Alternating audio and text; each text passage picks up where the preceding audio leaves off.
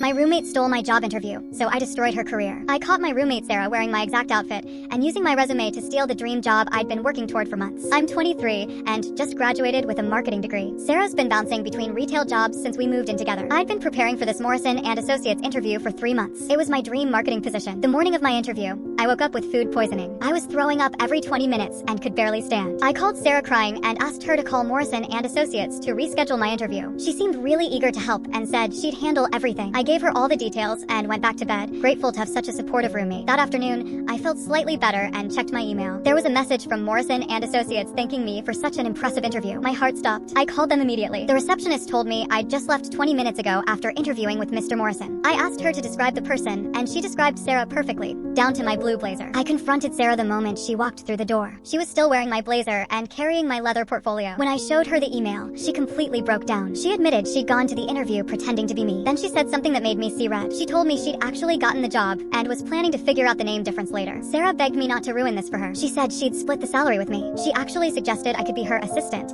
and feed her information since I had the marketing degree. I was so shocked by her audacity that I couldn't speak. She'd stolen my identity, my interview, my job, and now wanted me to help her keep it. I told her she had until morning to fix this, or I'd handle it myself. The next morning, I called Morrison and Associates and explained everything to Mr. Morrison directly. He was absolutely furious. He said Sarah had been evasive about technical questions, and now it all made sense. But I wasn't done with Sarah yet. I knew she'd been lying on her other job applications, claiming management experience she'd never had. I spent the morning documenting everything. Screenshots of Sarah's fake LinkedIn profile, photos of her wearing my clothes from our security camera, text messages where she admitted to identity theft. I sent it all to Morrison and Associates and the 3 other companies she'd interviewed with using fake credentials. The domino effect was devastating. Morrison and Associates offered me the job within 2 hours. The other companies revoked her application and added her to their do not hire database. One HR director shared Sarah's information with other firms as a fraud warning. When Sarah came home, I was sitting at the kitchen table with a job offer letter and lease termination notice. She started screaming, calling me vindictive, and saying I'd ruined her future over one mistake. I calmly explained that identity theft wasn't a mistake, it was a felony. Then I showed her the email from the industry networking group. Her name and photo were circulating as a fraud warning among major employers. Sarah moved out 3 days later without saying goodbye. I started my dream job the following Monday. 6 months later, I heard she was working at a call center in another state. Mr. Morrison recently promoted me and specifically mentioned my ethical standards. Sometimes the best revenge is letting people face the consequences of their own terrible decisions.